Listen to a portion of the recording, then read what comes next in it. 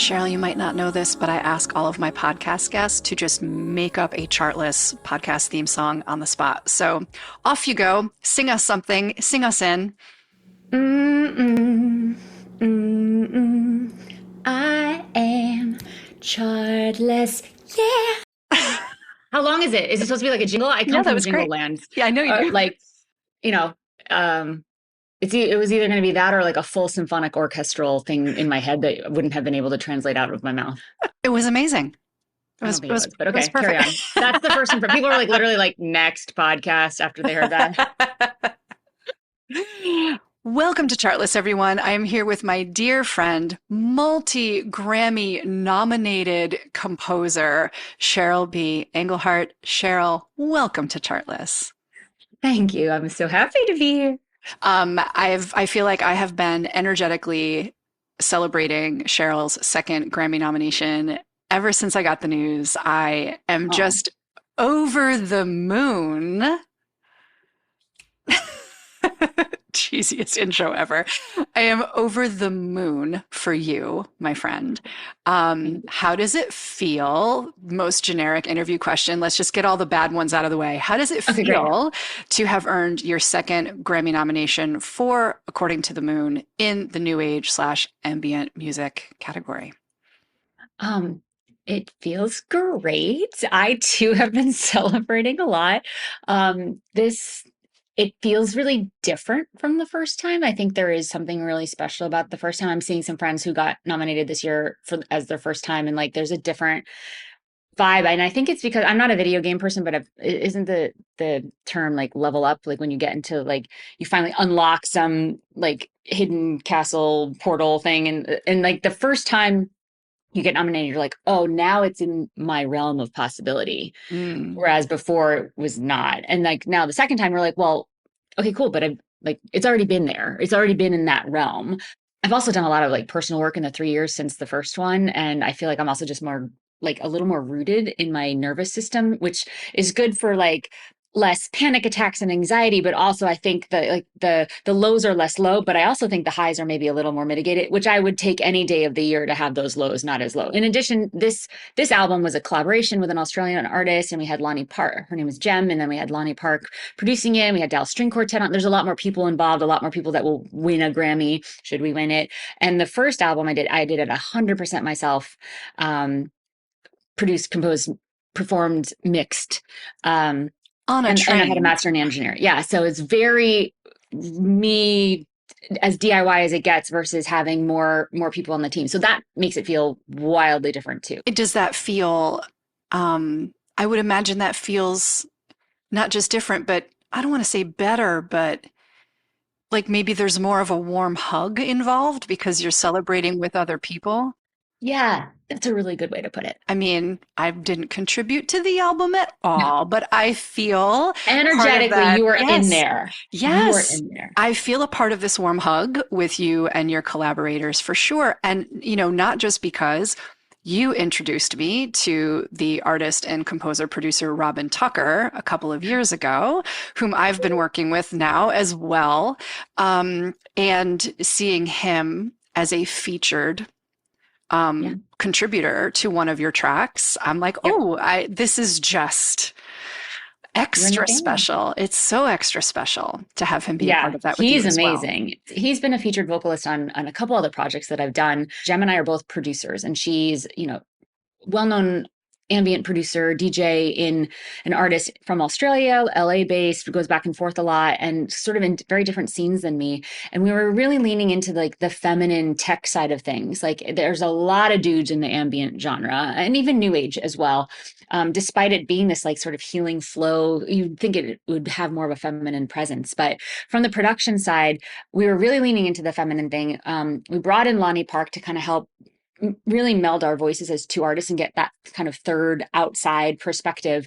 And then we were just thinking like, we really want this to be about like, according to the moon, we were really leaning into the phases of the moon, and in the sense of it represents our lives. Like sometimes it's dark and sometimes it's light, and we're in it and then we're out of it, and we're moving through seasons, and really getting to the point where we can hold both things. Two things can be true. Two opposites, can exist at once.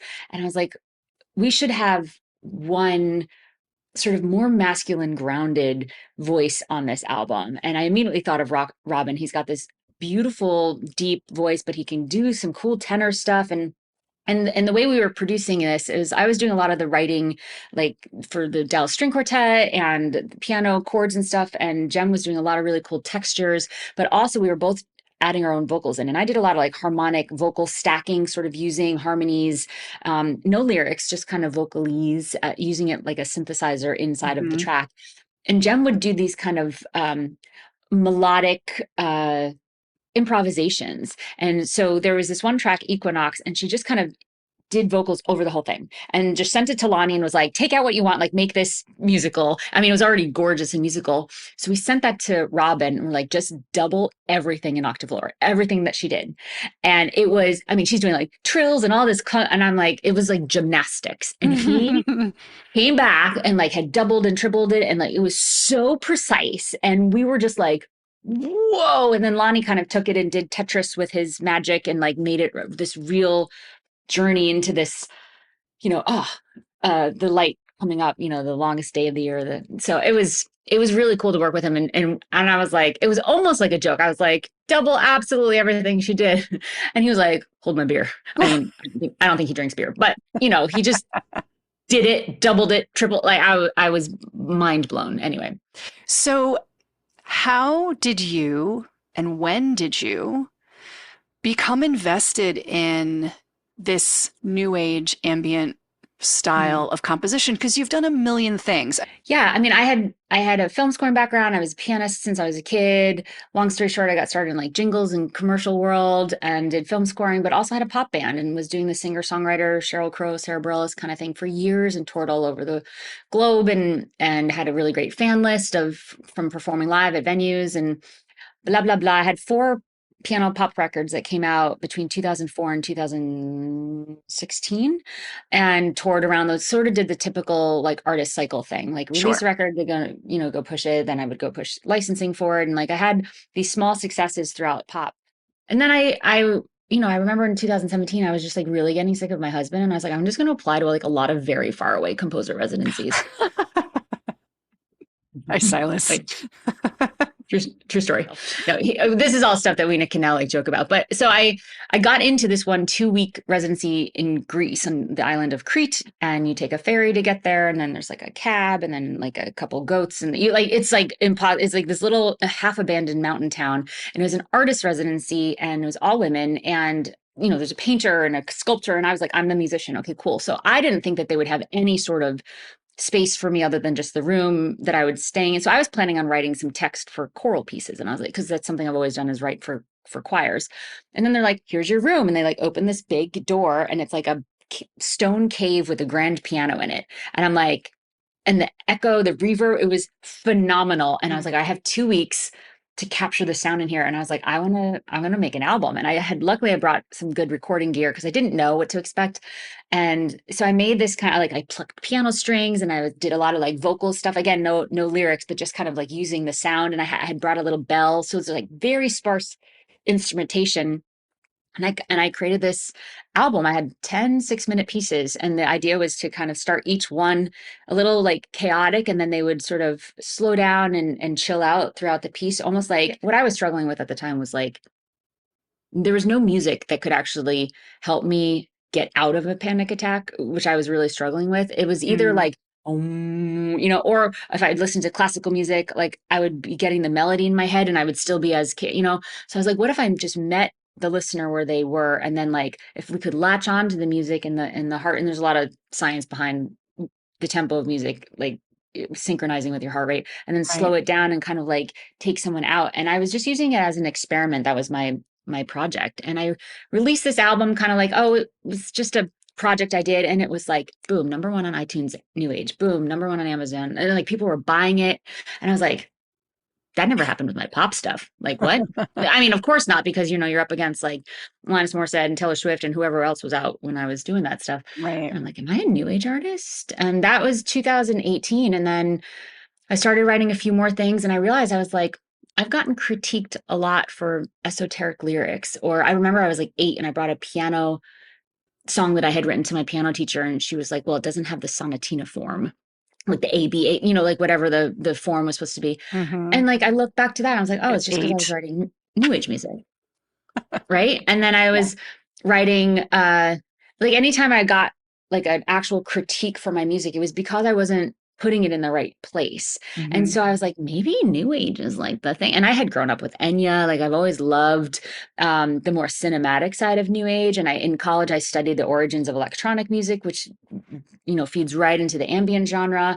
So I've kind of like always been there without knowing what I was calling it. Mm-hmm. And then the pandemic hit. So I did another album during there. And then just at the end of the pandemic, my best friend, we wrote a musical together, and he passed away during the pandemic. And so I got on a train. I just needed to get away, but I also was exhausted. I was like, I'm just going to go on a cross country train and like lie in bed and like watch stuff. And Mm-hmm. I brought my computer and a little keyboard, and I made this electronic album that was called The Passenger. And that got my first Grammy nomination. And that really locked in, like, I'm home in new age, because it was for best new age ambient album. Yeah. So And the first, I think, isn't it the first Grammy nominated album to have been recorded like alone on a train, like on a Oh, train? it was the first album ever, not just Grammy nominated, to ever be created on a cross country train. And I was really committed I was like, if I can do this, I want all of the composing and the production. So there's no vocals on it. I didn't record anything acoustically. It's all in the box, which is normally I'm such a piano vocalist person as I compose. So it was so ironic that it was my eighth album that B didn't have any of the things I normally feel like are my calling cards, the piano, like virtuosic piano stuff and like vocal stacking. It was really interesting to have it be, I felt like it was all of the composing things I had learned over the years, like slowed down, broken apart in each song. And it was really interesting. So yes, it was the first album ever. And my publicist and I did like a hard fact check, like deep dive into people who had created albums relating to trains. There's a band that did traveled across the country and did live shows at train stations and made an album for that. That's the closest thing, but 100% first. So yes, so that album came. And then, fast forward a couple years, Jem had heard of me through that nomination, and she had a commission for 2 female ambient producers. So we did that, and that went well. And then we did a couple more tracks for a meditation program that I work with. And we're like, hey, if we do a couple more, we'll have an album. So over the past year and a half, we created this album, and we leaned into, we were composing in opposite hemispheres. We have like literally never been in the same time zone except for a few moments. I mean, if you look at her, like she wears a lot of white and she's super blonde, and I've got my dark hair, and I also often wear dark, like we just all the opposite stuff. And we're Mm-hmm. leaning into that and the phases of the moon. And that's where According to the Moon came to life. And it's really nice to kind of see it come to this point and say, yeah, this is worthy of a Grammy nomination. It's really special. So It is, I mean, your story is amazing, and it's fitting because you're a phenomenal human being just in general. oh, You're just an impressive person. thank you. And also like the kindest and most Oh, generous of spirits. So I'm not going to like cry on my podcast, but oh I my God, yes, really you are. I am. love it. You always make me I cry, do make you cry. sometimes in public. Yeah, Thanks for well, that. hey, you Yeah, signed up for that. I did. Also, that was the longest answer ever to what got you started in New Age. I basically just gave you my life story. You can delete all of that if you You want. know what though? It's because I know you and you're such a pro. You know what the follow-up questions are going to be. And so you're just like, allow me to just Al- take you. Allow me to just talk for 25 minutes and see if anyone cuts me off. Cool. Thank What I'm hearing in this though, now, if I may just make this a little bit about me being right about things. Oh, please do. I'm hearing 2 main themes that I like to teach my artists to embrace. Mm. One is to be a disruptor. If you want results that, less than 1% of people in your field are achieving, why are we all so concerned about following the herd? Why are we all so concerned about like using the data and the analytics to replicate other people's success? If I could just reverse engineer what someone else did, it's like what they did, if they're truly, truly carving out a really great sustainable career for themselves and they are creatively fulfilled. What they did that you should reverse engineer is they were a bit of a disruptor or a Mm. massive disruptor. They were creative and innovative, not just with their music, but like with the way they live their life, with the way they run the business end of things. So I'm hearing Yeah. that. And then Yeah. I'm also Also, hearing that like, sorry, sorry, go that was ahead. a really good like marketing bro impression. Just wanted to say, you gotta follow the data. I'm like, that's accurate. That sound. Gotta look at the analytics. Yeah, there you go. There you go. Yeah, Yeah. I love it. Um, and then I'm also hearing like what freedom you can find when you make friends with your self-sufficiency inside of tech. I mean, Yeah. here you were able to make a Grammy nominated album on a train. I Yeah. mean, no albums had ever been made solo on a train before. With With that, this, with that this, thing. I lost the knob, but it still works. I can still turn Yeah. it. And then second time around, making it remotely with someone in a different hemisphere as your primary collaborator. Yeah.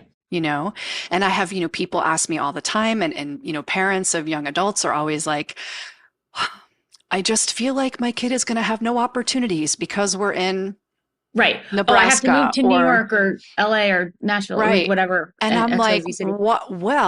Well, what if we got you set up with Logic Pro and really got into, how to file share and organize your sessions and share stems with, Oh, because then suddenly your entire, literally the world yeah. is open to you.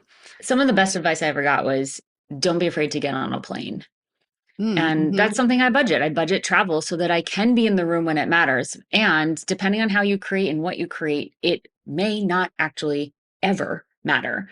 And, you know, you need to know yourself as well. You don't want to like lock yourself up in a woods, which I did for a little while. And like, I'm like, oh, I live with a mountain guide who travels half of the year. And so there I'm like twiddling my thumbs and kind of didn't give myself the opportunity to be in community, which is really important to me. And that's something Yes. that we've sort of been readjusting Yeah. as we kind of move through our marriage and I move through my career being like, okay, what works for me? I do like a lot of time and space by myself.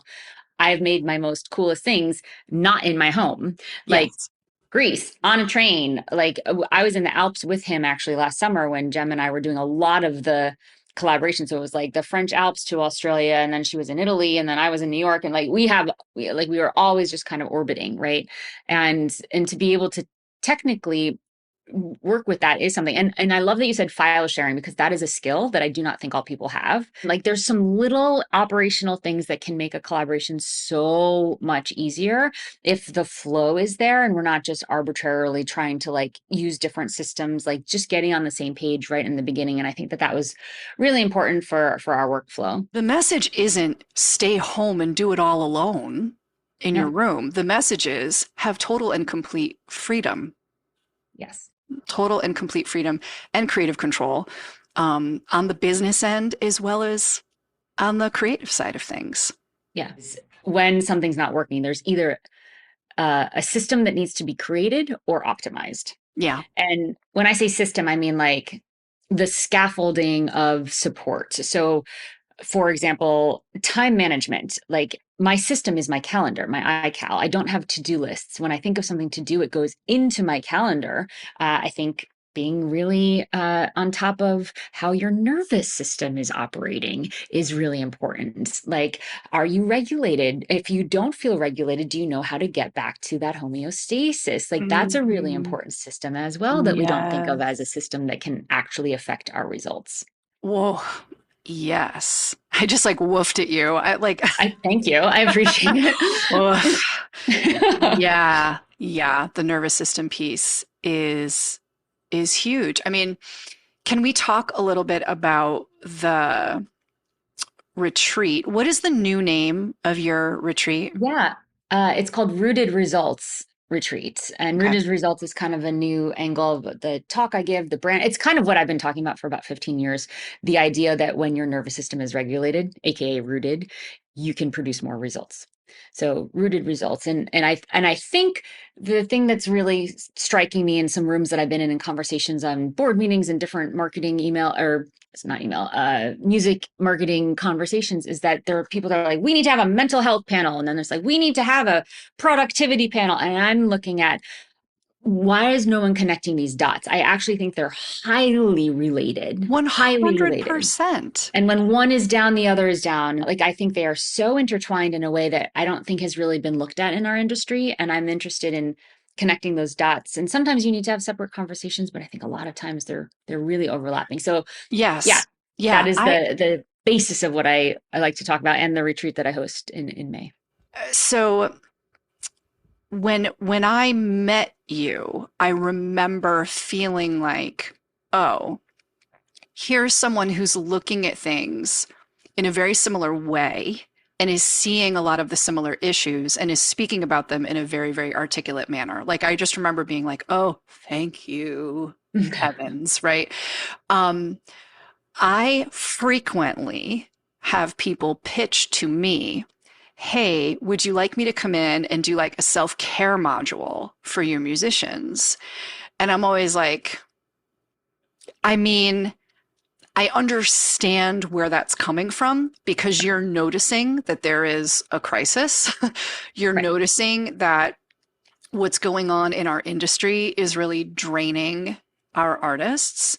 Yeah. However, that's not the solution. You know what I mean? Like Yeah. Yeah. an isolated conversation about that is not an optimized conversation in my opinion. I also get the intention behind it is like, yeah, cool. We're acknowledging that there's kind of this massive breakdown. There's this massive need for dopamine hits, and we're wasting time doom scrolling. I get the social context that we are in that calls for someone to say, hey, let's do self-care. But self-care unintegrated Right. into the life, into your workflow, into how you work at your career Yes. is never going to move the needle in the way that I think people are really looking to shift their somatic experience in the world. Right. It's a lot to ask to, like you had said before, to just go into like, it doesn't Right. meet you where you are. And it also can feel like we're asking you to take your foot off the gas and stop caring about results and stop pushing for results. And that just creates more of the spiral because that's part of the problem to begin with, Right. is that fear of not having control and the fear of the unknown and the not getting results. And you know what I mean? So Mm-hmm. I find the way that you talk about this, well, and the way that I talk about it too, but I mean, I find that the way that you talk about it is very, very integrated. And I know I talked about this a year and a half ago was a year and a half ago, right? When I went to your retreat for the first time. And I hope to go again. If I'm not in Vienna for Eurovision with Kimmy, I will be there again. And, when I went to your retreat, I just kind of went open. I remember telling a couple of my colleagues, like, oh, my new friend Cheryl has this thing. Take a look at it. What do you think? And the response was like, oh my God, please go to this. Like, you absolutely, Love it. you Oh, absolutely need like to be sort of held and cared for and heard. And I really went in not knowing what I was doing there because I wasn't there to optimize my music career in any way. It was more just like I'm a coach. I have these dreams and these goals and these visions for how I want to show up for other artists. And yeah, I was like your head crier the entire weekend. my head crier. I should have given you like a crown with that on it. That's hilarious. But you did promise that. Like, I got on a call with your community just to kind of run through a fun framework, I think. And then we talked about it a little bit at the end. And you were like, to your own community, like, if anyone wants to see me cry, you should sign up. And I actually think that might have like pushed people over the fence to come because of that promise that you fully delivered on. Fully. Mhm. Yeah. It I was special. It did. was special. I did. Yes. Mhm. And then you buddied me up with the amazing, illustrious Nashville songwriter, Brad Hoshaw. That's right. You guys are buddies. Yeah, we had to do this exercise together, and I literally just sobbed like the entire time. And I did not know Brad at all at the time, and he was just holding such a gentle space for me.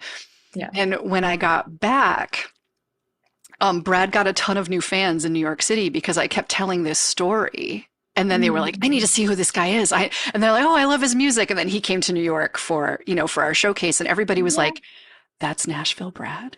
So it's funny. We do one night there's a kind of a songwriter in the round and people can play. And if it's for artists, but it's also for art adjacent people. And we had this past year, we had someone who's an arts fundraiser who came. And similar story to you was Oh. like learning about it so that she could tell her community about it. And then she's like, where do I sign up? And came. But everyone gets about 5 minutes to kind of do a song, or she came up and gave a little talk about what she does. And it was really, so you kind of get to know each other.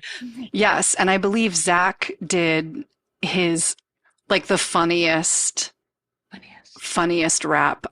rapapella that he just released. It's so good. It is a hot take satire on big D energy. It's good stuff. Yes. Watching him get up in that like beautiful mansion, fireplace, living room with so many, I mean, the artists that were there, guys, were like, Grammy nominated world touring musicians who have played for some of the most and with some of the most iconic names in the music industry. And so, there was a lot of high class, instrumentation and singer-songwriter vibes. And then Zach gets up and doesn't have a track with him and just rockapella raps this hilarious satire and like way to just show up and be who you are fearlessly, and be a disruptor in the room. Like go Yeah. ahead and be a disruptor. Yeah, Yeah. absolutely. Tell me more, if you don't mind, about what happens now. You're nominated and you're a member of the Grammy. So it's the Recording Academy is the organization. It's Mhm. the organization that puts on the Grammys. And it's also a nonprofit and does a lot of education and advocacy work and a lot of community building. And I am now a governor for the New York chapter of the Recording Academy. I'm also they changed the name a few times. It is ambassador, the New York chapter ambassador to Music Cares, which is the charity branch of the Recording Academy. Music Cares is the organization that, for example, was able to financially help a lot of people who were displaced because of the LA fires earlier this year. Yeah. And they do a lot of work like that. Yeah, so I've been involved and I've been on committees, advocacy committees. I've gone to Albany with Recording Academy members to literally lobby to Congress people and state senators about different laws that will affect how artists get paid and equality and all these things. So I've been involved for a while, so it feels nice to kind of be on the board and in the room where it happens. So that's been fun. I mean, what they say is that the Recording Academy does things on 364 other days of the year, not just that one day with the Grammys. Although, Yeah. obviously they're known for the Grammys, and that's why a lot Right. of people join so that they can really have the opportunity to throw their hat in the ring in that world. Sure. Okay. And so now you're nominated and voting starts Uh, soon. Yeah, voting for the final round. So it's the only music award that is not done by judges. It's like the entire voting body of the Recording Academy. And the first round, the way it works is anyone that has an eligible album, meaning it hits certain benchmarks, it was released in a certain time period, blah, blah, blah, can put their album on the ballot. And then, there's several hundred to 1,000 different albums or songs, depending on what the category is. And then you vote. People can vote for up to 5 in a category for most categories. And then you find out when they announce the nominees, who's nominated, who are the 5 from each category. And then we vote again in the second round. And that starts this year. It's December 12th through January 5th, I believe, which feels like a long time because of the holidays in between their New Year's and everything. And then we find out who wins that round when at the Grammys, right?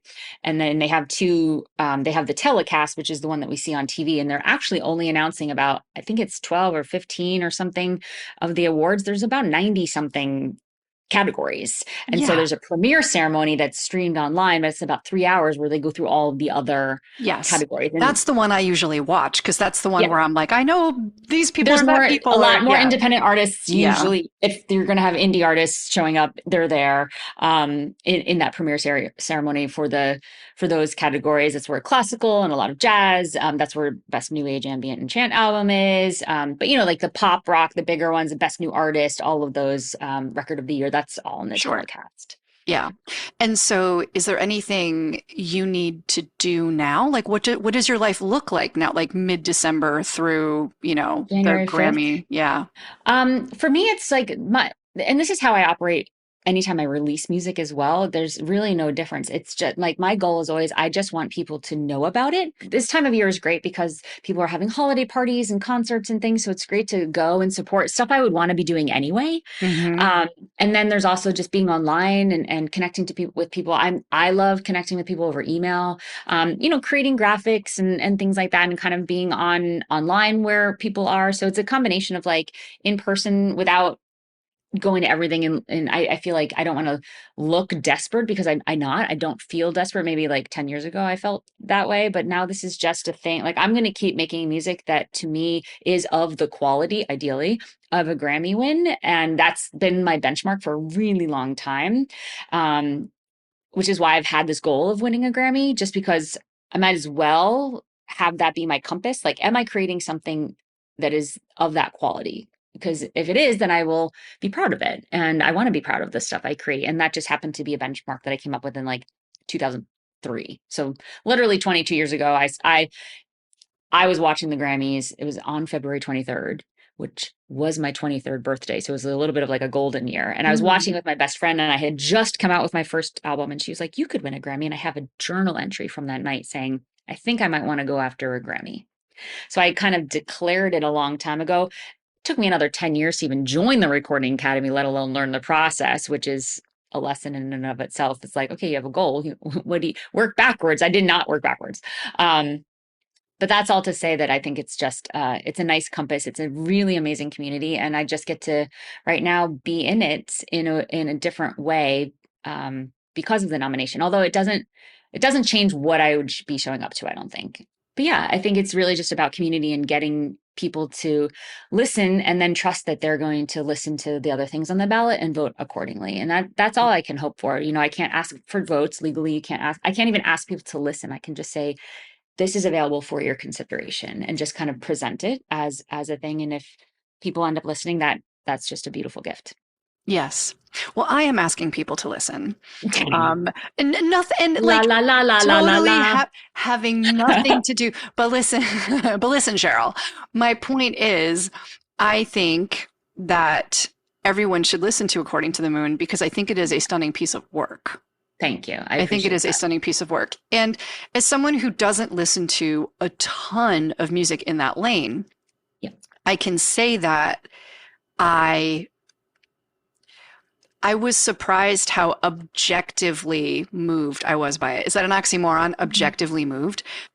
But I don't know if it is, but that's an interesting phrase. Say more. Right? Well, I put it on after we got together. I was like, I haven't given this a thorough listen. So after we got together, on my walk back from, meeting up with you, I put it on. Mocktail night. Yeah. My mocktail night. And I forgot to think about you and like being proud of you and being impressed by you. And I just found myself loving the walk home and my nervous system like getting in aligned with my steps and my breath. And I was like, oh, is this what this is supposed to do? Yay! Yes, it is. That makes me happy. Is this what this is supposed to do? But also like, I think it's catchy. And that is not something you normally say about stuff that's like supposed to be all in that lane. And I think maybe I just don't understand it. But typically I'm not like, ooh, this is singable and stuck in my head and melodic, but I find it to be very catchy as well as just good for my nervous system. So that's my plug for listening to According to the Moon by Cheryl B. Engelhardt and Gem. It's beautiful. Thank you for being my guest today, my friend. Oh my gosh, thank you for having me. I love talking to you. I love how aligned we are on so many things. I love that we get to make our longtime members and musicians who are in our world roll their eyes a little bit. There's so much in the best way. So thanks for listening, guys. Again, In recognition of there she goes again, spitting truth. love it. Yeah. Thank you all for listening. This has been a very special edition of the Chartlist Podcast. I'm your host, Melissa Mulligan.